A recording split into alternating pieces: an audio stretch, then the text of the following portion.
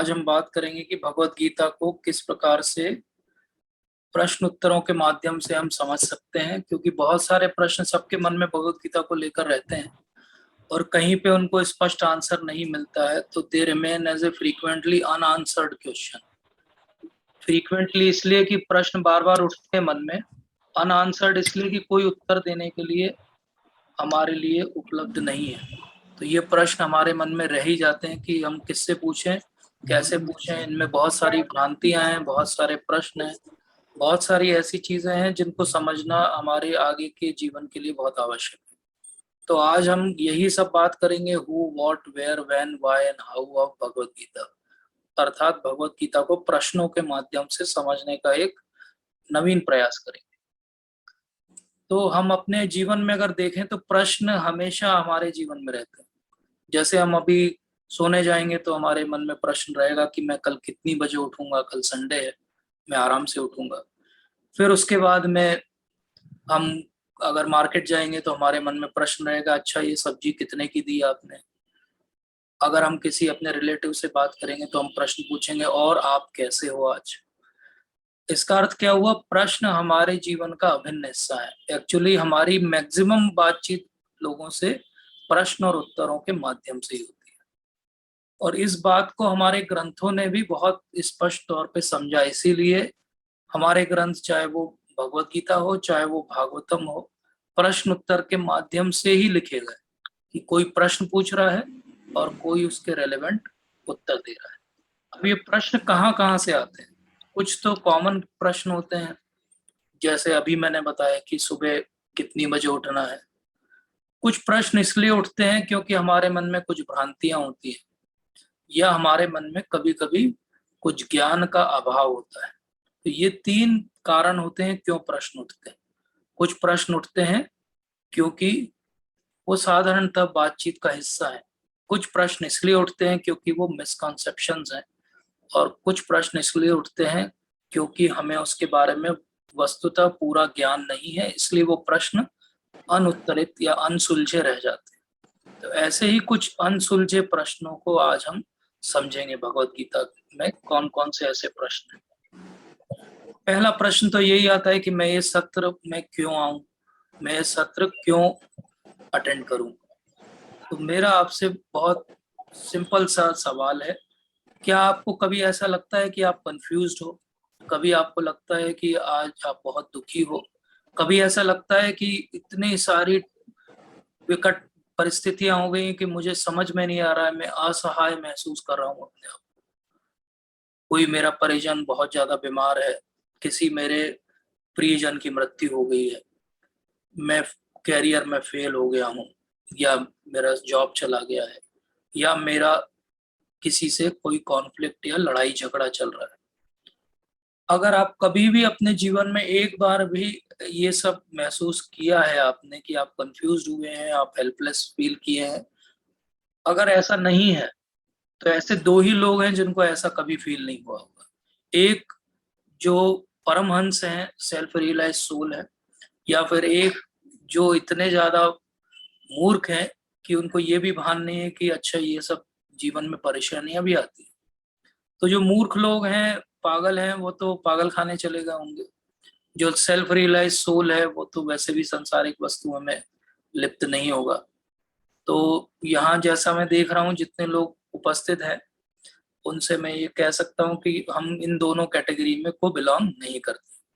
इसका अर्थ क्या हुआ कि हम सब जीवन में कभी ना कभी कंफ्यूज होते हैं, कभी ना कभी हेल्पलेस होते हैं, और हम उत्तर ढूंढने का प्रयास करते हैं कि मैं इतना परेशान क्यों हूँ, या इस संसार में इतनी सारी परेशानियां क्यों हैं।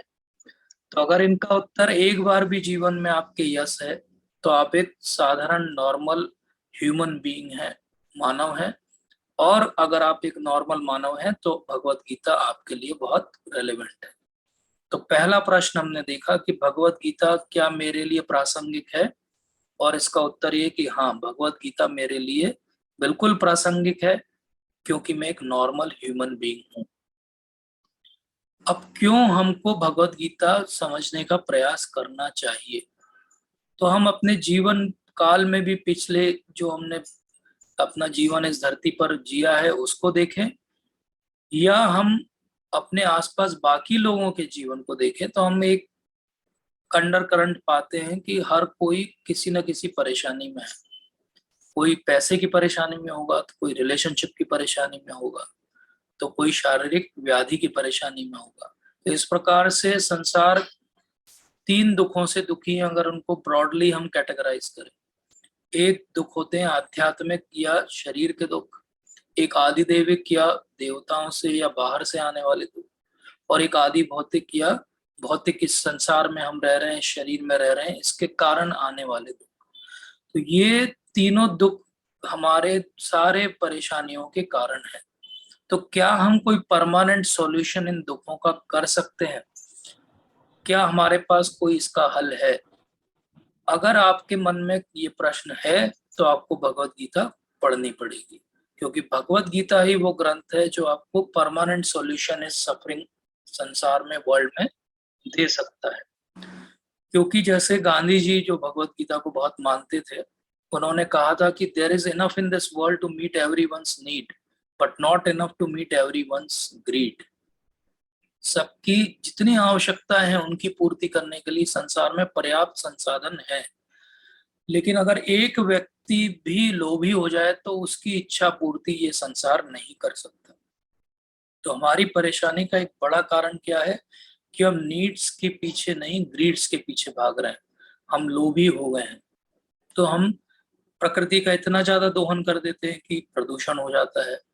हम सामने वाले व्यक्ति का रिलेशनशिप में इतना ज्यादा दोहन कर देते हैं कि वो व्यक्ति हमसे परेशान हो जाता है। या हम किसी रिस्पॉन्सिबल पावरफुल पोजीशन में होते हैं तो हम उसको इतना एब्यूज करते हैं, उस पोजीशन को, करप्शन को, कि उसके कारण जो है संसार में दुख हो जाता है। तो ये सारी प्रॉब्लम्स का जड़ अगर हम अच्छे से समझे तो हम स्वयं हैं या हमारे जैसे मानव हैं। तो क्या इन मानवों में सुधार करके इन समस्याओं का कोई हल निकाला जा सकता है? इसको आज हम समझें। तो क्या इसका कोई सॉल्यूशन है? तो बिल्कुल इसका सॉल्यूशन है।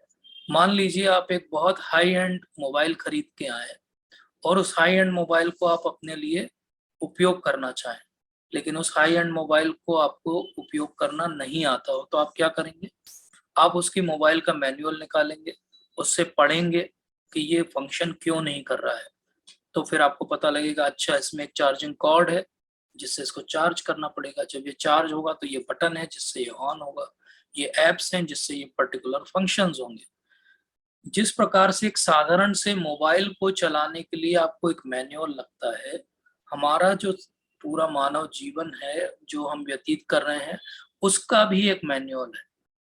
जिस प्रकार से बिना मैनुअल के हम सारे फंक्शंस को यूटिलाइज नहीं कर पाएंगे हाई एंड मोबाइल के, उसी प्रकार से अगर हम सारे हमारे जीवन की पराकाष्ठा को पाना चाहते हैं तो हमें भगवत गीता रूपी लाइफ के मैनुअल का उपयोग करना पड़ेगा। अगर हम इस लाइफ मैनुअल का उपयोग नहीं करेंगे तो हम इससे पूरी तरीके से मानव जीवन का लाभ नहीं उठा पाएंगे। इसको हम विस्तार से आगे के सत्रों में समझेंगे, लेकिन अभी के लिए एक पॉइंट आप याद रखिए कि भगवत गीता क्या है? एक लाइफ का मैनुअल है, अर्थात जीवन कैसे जीना है उसकी कला हमें कौन सिखाएगा? भगवत गीता से सिखाएगी।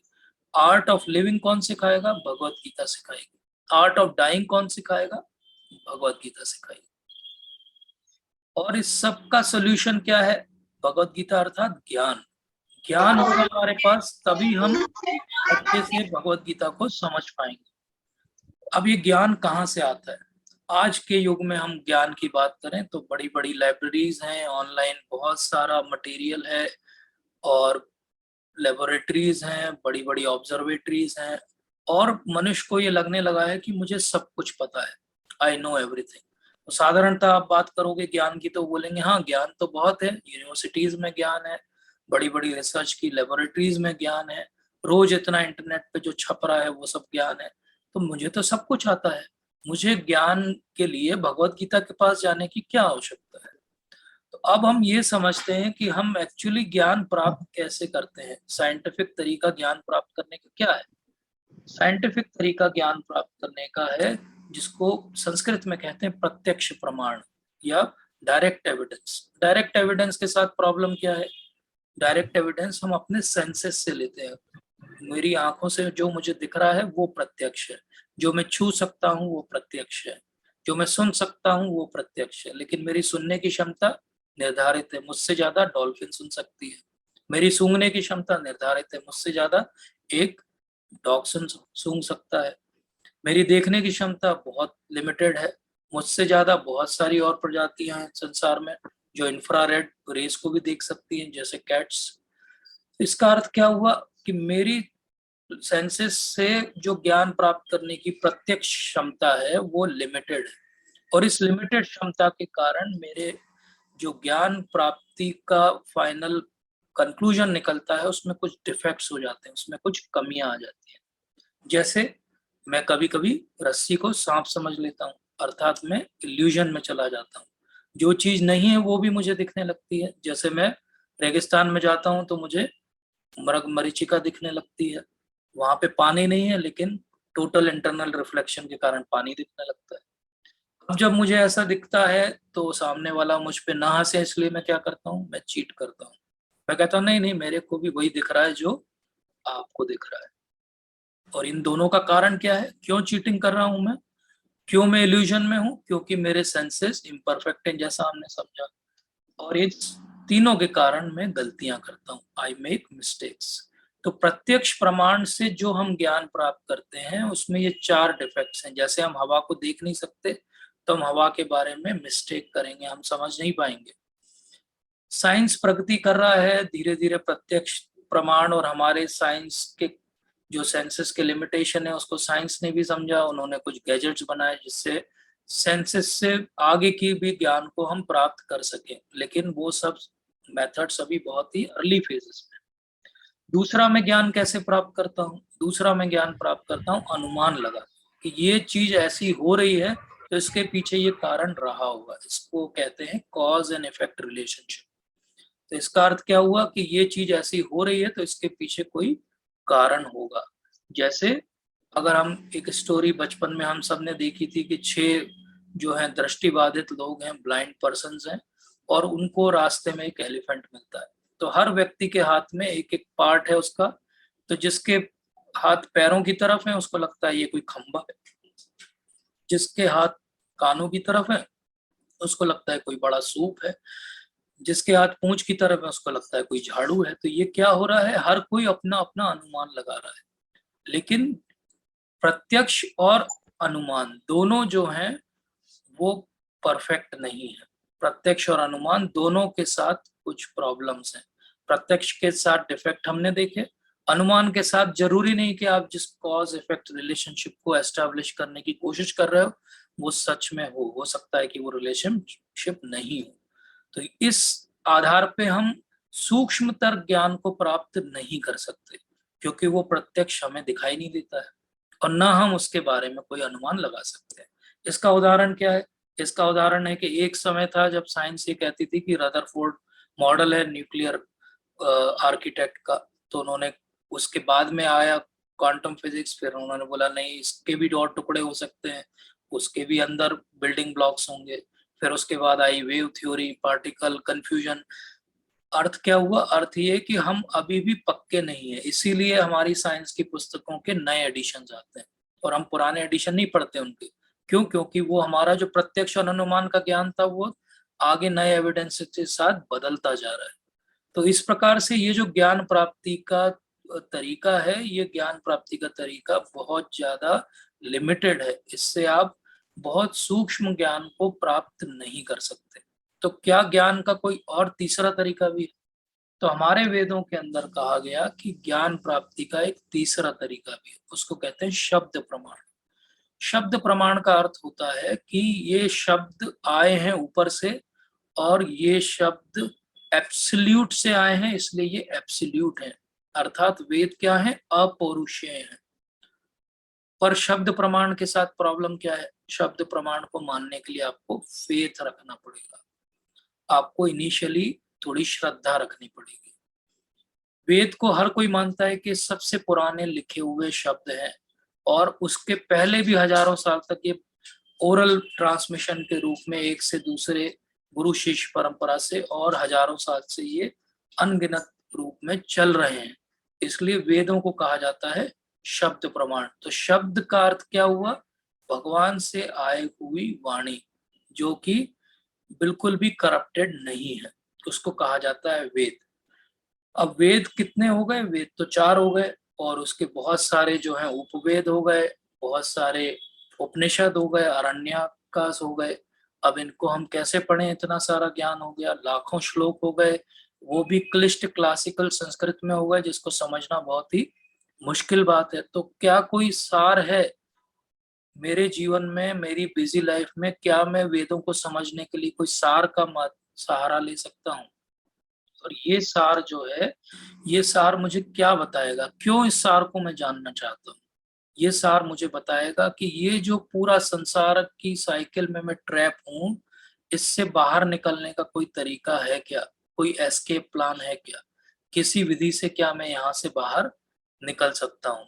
और इसी एस्केप प्लान को अगर हमें जानना है तो हमें वेदों के सार को पढ़ना पड़ेगा, नहीं तो हमारा यही जन्म, यही हमारी मृत्यु, फिर अगला जन्म, फिर मृत्यु, ये साइकिल अनवरत चलती रहेगी, जैसे इतने हजारों साल से चल रही है।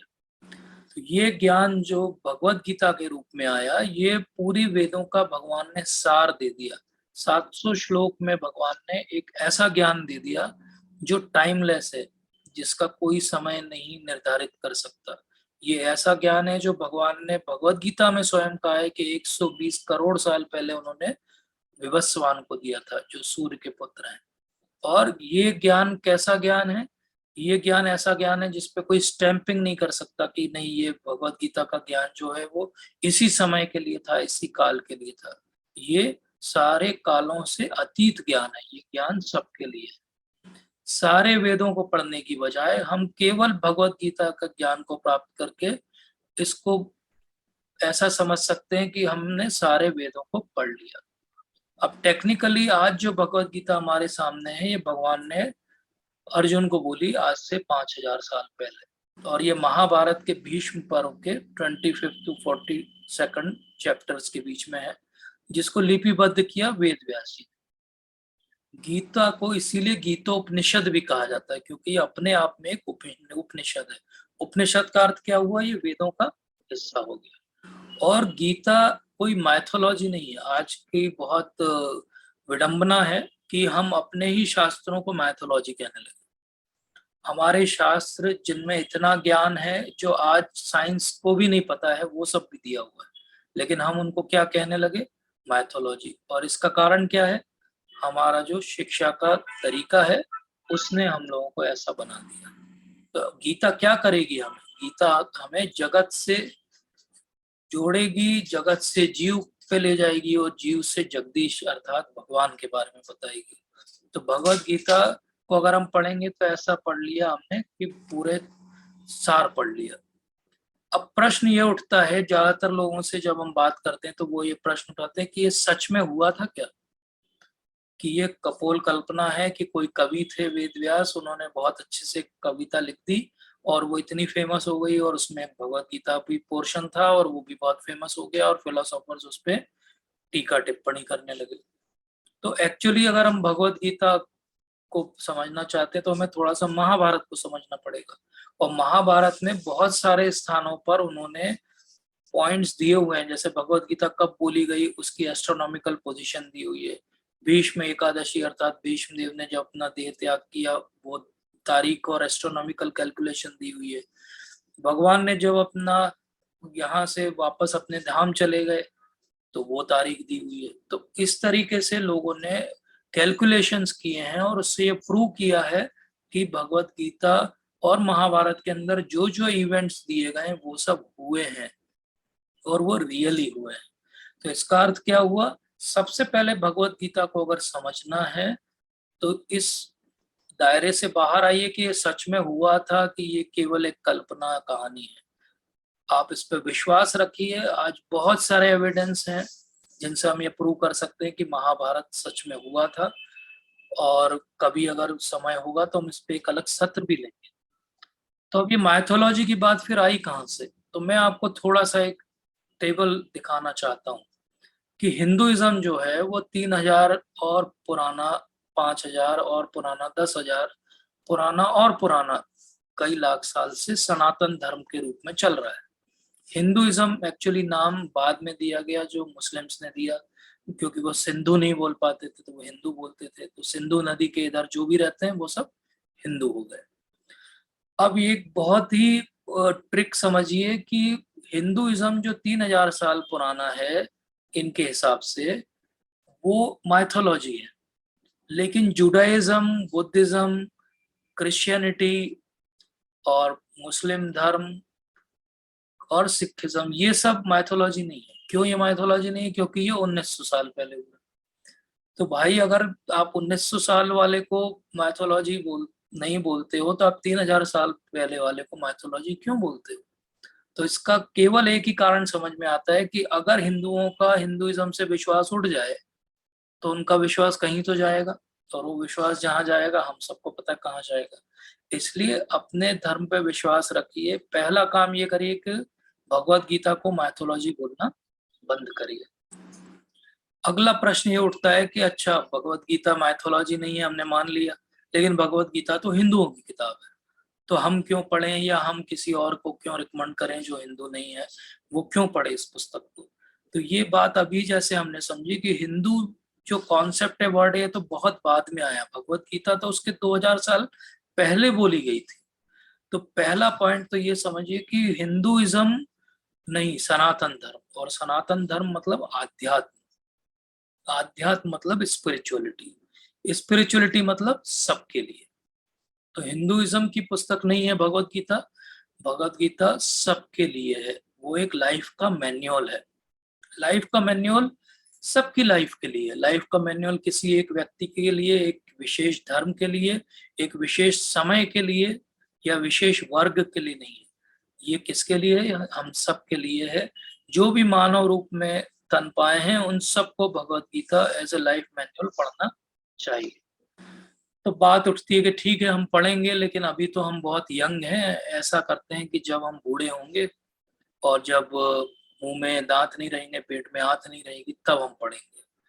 तो मैं आपको एक WHO का फिगर बताता हूँ कि ये फिगर ये बताता है कि 1.1 मिलियन लोग जो हैं 10 से 19 साल की उम्र में ही शरीर अपना त्याग देते हैं। उनको 20वां साल, 20वां बर्थडे भी अपना बनाने को नहीं मिलता है वर्ल्ड में। और ये 2016 का स्टेटिस्टिक्स है। अब तो और ज्यादा होगा। तो इसका अर्थ क्या हुआ? कोई गारंटी नहीं है कि हम हमेशा जीवित रहेंगे। कोई गारंटी नहीं है कि हम बूढ़े होंगे तो हमारे सेंसेस इतने स्ट्रांग रहेंगे कि हम भगवत गीता को पढ़ समझ पाए।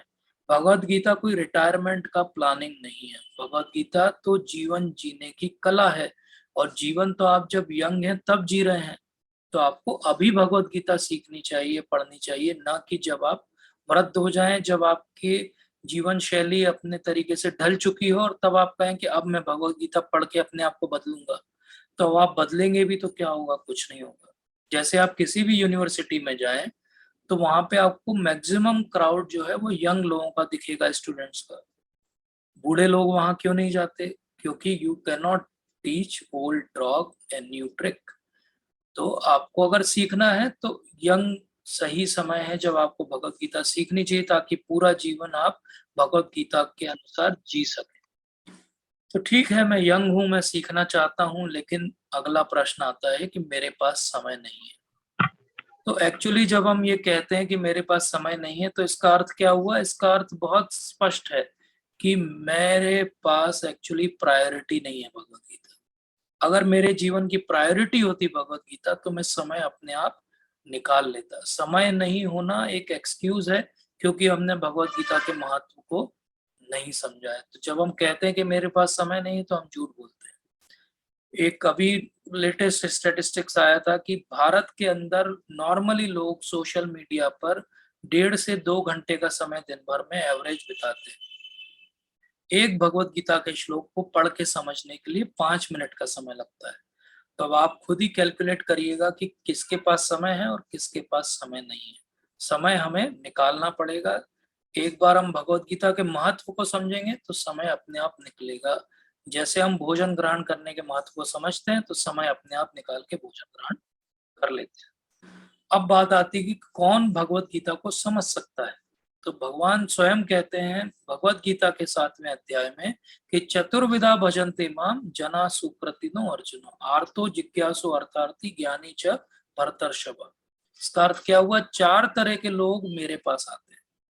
अब आप इस 4 कैटेगरी को सुनिए और प्लान करिए कि आप इन 4 में से मैक्सिमम टाइम किस कैटेगरी में रहते हैं। आप जिस कैटेगरी में रहते हो भगवत गीता आपके लिए बनी है। अगर आप डिस्ट्रेस्ड हो, परेशान हो, बिल्कुल हैरान हो जीवन से, तो भगवत गीता आपके लिए है। अगर आपको बहुत सारी प्रतिष्ठा लाभ चाहिए जीवन में तो भगवत गीता आपके लिए है। अगर आप जिज्ञासु हो तो आपके लिए भगवत गीता है। और आप अल्टीमेट नॉलेज चाहते हो, वर्ल्ड का एब्सोल्यूट नॉलेज चाहते हो, तो भी भगवत गीता आपके लिए। अर्थात आपको किसी भी तरह से अप्रोच करना है भगवत गीता को आप अप्रोच कर सकते हो। सबके लिए है भगवत गीता, भगवान ने स्वयं कहा है। इन 4 कैटेगरी के अलावा भी 7वें अध्याय में फिर वो आगे कहते हैं कि लेकिन जो मेरा भक्त है वो सबसे ज्यादा मेरा प्रिय है, क्योंकि वो मेरे ज्ञान को सबसे अच्छी तरीके से समझता है। तो हम इन 4 के अलावा अगर भक्त की कैटेगरी में आए तो और अच्छा है। उसको हम आगे के सत्र में समझेंगे कि कैसे हम भक्त की कैटेगरी में आके भगवत गीता को समझ सकते हैं। लेकिन यहाँ से हमने ये समझा कि कौन कौन भगवत गीता समझ सकता है। हर कोई भगवत गीता समझ सकता है। इसीलिए भगवान ने भगवत गीता सूर्य के जो भगवान है विवस्वान उनको भी कही, उन्होंने अर्जुन को भी कही, उन्होंने योगियों के लिए भी कही, उन्होंने ज्ञानियों के लिए भी कही, उन्होंने भक्तों के लिए भी कही। अर्थात सबके लिए उन्होंने भगवत गीता कही। तो ये लाइफ का मैनुअल हम सबके लिए है। अब किससे हमें भगवत गीता समझना चाहिए, सीखना चाहिए? क्योंकि हर ज्ञान को प्राप्त करने के लिए कोई ना कोई टीचर लगता है। जैसे आपको अगर डॉक्टर बनना है तो आपको एक बोनाफाइड यूनिवर्सिटी में एडमिशन लेना पड़ेगा, एक रिकॉग्नाइज्ड मेडिकल कॉलेज से आपको डिग्री करनी पड़ेगी, उनके सारे रिक्वायरमेंट को फुलफिल करना पड़ेगा, पास होना पड़ेगा, तब आप डॉक्टर कहलाएंगे। इसी प्रकार से इंजीनियर बनने के लिए भी करना पड़ेगा।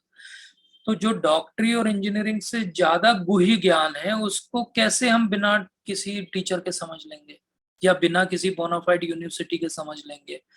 आपने कभी देखा कि कहीं पे ऐसा एडवर्टाइजमेंट आया हो कि घर बैठे डॉक्टर बने? अगर आया भी होगा तो वो फ्रॉड होगा, हम सब जानते हैं, क्योंकि घर बैठे डॉक्टर नहीं बन सकते। डॉक्टर बनने के लिए मेडिकल कॉलेज में जाना पड़ेगा। इसी प्रकार से घर बैठे आप आध्यात्मवादी भी नहीं बन सकते। आपको ऐसे व्यक्ति की शरण लेनी पड़ेगी जो प्रामाणिक गुरु शिष्य परंपरा से यथारूप में वो ज्ञान आपको दे। अब मैं क्यों कह रहा हूं यथारूप में ज्ञान दे? इसलिए क्योंकि ज्ञान को तोड़ मरोड़ के पेश करना और अपना हित साधना आज के युग की खासियत है। तो आपको ऐसा व्यक्ति ढूंढना पड़ेगा जो प्रामाणिक ज्ञान आपको ऐसा दे जो आपके लिए लाभकर हो। अब ये गुरु शिष्य परंपरा क्या काम करती है? ये गुरु शिष्य परंपरा ऐसा ही काम करती है जैसे कोई पोस्टमैन होता है। पोस्टमैन क्या करता है? जो चिट्ठी जैसी लिखी हुई आई वैसी की वैसी उसने जिसके नाम से आई उसको दे दी। जो मनी ऑर्डर जितने रुपए का आया उतना रुपए का मनी ऑर्डर उसने उस व्यक्ति को दे दिया। तो ये क्या किया उसने? ये उस व्यक्ति ने अपनी तरफ से ना कुछ एक लाइन जोड़ी, ना 1 रुपए घटाया। इसी प्रकार से एक प्रामाणिक गुरु शिष्य परंपरा क्या करती है? जो भगवान ने ज्ञान दिया था उसको यथारूप हम तक लेकर आती है। जैसे आप इलेक्ट्रिक सॉकेट में अगर प्लग इन करेंगे तो आपका मोबाइल तब चार्ज होगा जब वो इलेक्ट्रिक सॉकेट जो है वो पावर हाउस से कनेक्टेड होगा। अगर बीच में कहीं भी ब्रेक होगा तो आप कितना भी प्लग लगा लें आपका मोबाइल चार्ज नहीं होगा। इसी प्रकार हम अगर प्रामाणिक गुरु शिष्य परंपरा से ज्ञान प्राप्त नहीं करेंगे तो ज्ञान का जो अल्टीमेट एम है वो फुलफिल नहीं होगा। ऐसा नहीं होगा कि आपको ज्ञान नहीं मिलेगा। आप हो सकता है 700 श्लोक याद कर लो, आपको उसकी सारी व्याकरण की क्लिष्टता समझ में आ जाए, लेकिन जो उसका मर्म है, जो भगवान का भाव है श्लोक बोलने में, वो समझ में नहीं आएगा। अब हम मार्केट में गए, हमने डिसाइड कर लिया मैं यंग हूँ और मैंने प्रभु जी की बात मान ली है और मैं जो है अब भगवत गीता सीखना चाहता हूँ और मैं मार्केट में जाके भगवत गीता खरीद के आऊंगा। अब जैसे ही आप एक बड़े से बुक स्टॉल पे पहुंचे, क्रॉसवर्ड पे तो देखा, अरे ये तो पूरा शेल्फ भरा हुआ है, हर तरह की भगवत गीता है यहाँ पे, हर व्यक्ति ने भगवत गीता लिखी है। तो अब मैं कौन सी भगवत गीता पढूं, और कौन सी भगवत गीता मुझे वो ज्ञान देगी जो भगवान ने स्वतः ज्ञान दिया था। यथा रूप में वो ज्ञान मुझे कैसे मिलेगा, कैसे मुझ तक वही ज्ञान उसी रूप में आएगा जैसा भगवान बोलना चाहते हैं। तो इसको हम समझते हैं। एक्चुअली ये समझना चाहिए कि पर्पस क्या है भगवत गीता का। पर्पस भगवत गीता का है, हम जो कहते हैं ओम अज्ञानतिमिरन्धस्य ज्ञानांजना शलाकया। इसका अर्थ क्या हुआ, अज्ञान में हम हैं और गुरु महाराज क्या करते हैं, हमें ज्ञान की शलाका देते हैं, मशाल देते हैं, जिससे हमें सब कुछ वस्तुतः दिखने लगता है। जैसे आप एक अंधेरे कमरे में हो जहाँ कोई रोशनी नहीं हो, तो एक छोटी सी दिया सलाई या एक छोटी सी पेंसिल भी आपके लिए बहुत महत्वपूर्ण रहेगी, क्योंकि उसी से आपको दिखेगा।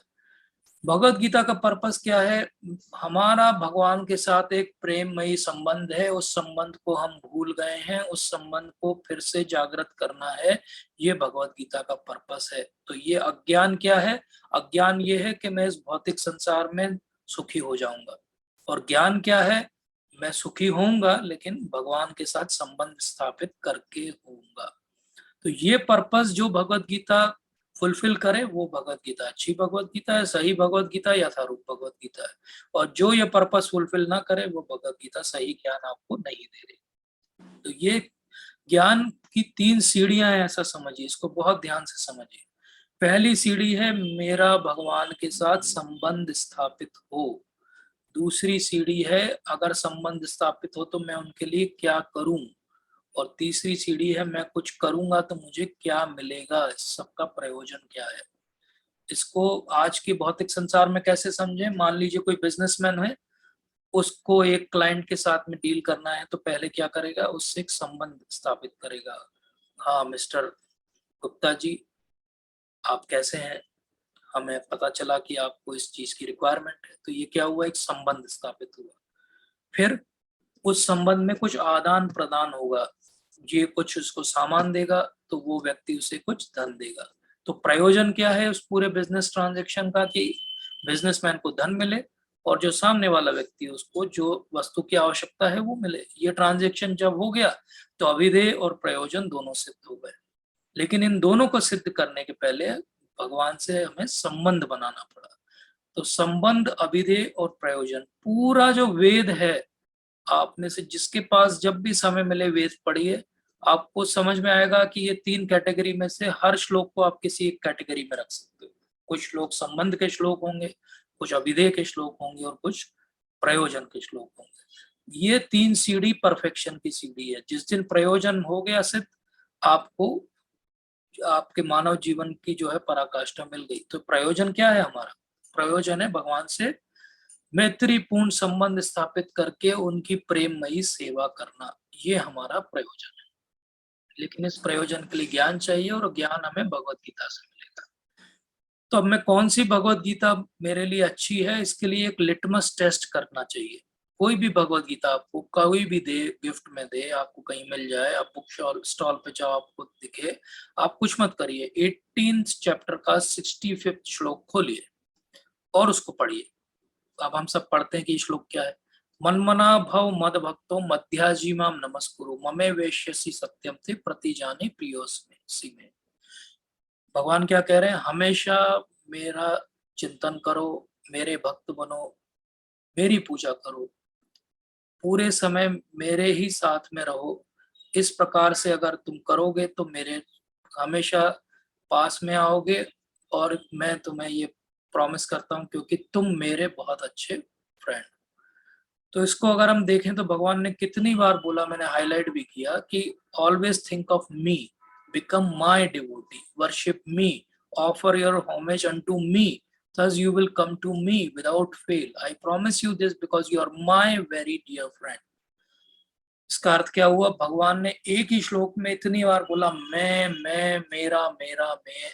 क्यों बोला ऐसा, ये इसलिए बोला क्योंकि भगवान को पता था कि कलयुग में लोग बहुत तरीके से इसको इंटरप्रेट करेंगे, इसलिए ज्यादा अच्छा है कि स्पष्ट कहा जाए कि केवल मेरी भक्ति करना है, किसी और की भक्ति भगवान ने यहाँ अनुचंचा नहीं की।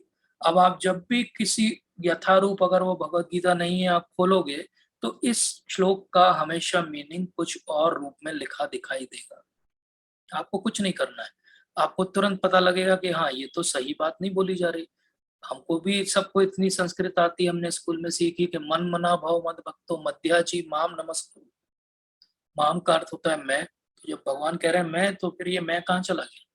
तो जो भी ये कह रहा है कि नहीं भगवान मतलब एक आकार सत्ता है, भगवान जो है एक साउंड है, भगवान जो है एक वाइब्रेशन है, भगवान जो है आप ही के अंदर है, तो ये सब क्या है? बोगस है। भगवान क्या कह रहे हैं? मेरे पास आओ, अर्थात कृष्ण कह रहे हैं कि मेरे पास में आओ। तो जो इस श्लोक का इस तरह से अर्थ करे वो भगवत गीता सही है। तो ऐसी एक भगवत गीता श्रील प्रभुपाद ने, जो अभय चरणारविंद भक्ति वेदांत स्वामी श्रील प्रभुपाद हैं, जो इस्कॉन के फाउंडर आचार्य, उन्होंने लिखी। और ये आज संसार की 120 से ज्यादा भाषाओं में इसका भाषांतर अनुवाद हो चुका है। कई सारी यूनिवर्सिटीज में कंपलसरी भगवत गीता है जो सब स्टूडेंट्स को पढ़नी होती है। कई यूके और ऑस्ट्रेलिया के स्कूल्स में ये रेगुलर जो है वो करिकुलम का हिस्सा है। ये भगवत गीता संसार में सबसे ज्यादा बिकने वाली भगवत गीता का ग्रंथ है, वितरित होने वाला ग्रंथ है, जिसकी करोड़ों प्रतियां जो है वो वितरित हो चुकी हैं आज तक संसार में। ये भगवत गीता में ऐसा क्या है जो बाकी भगवत गीता में नहीं है? तो इसको हम देखते हैं।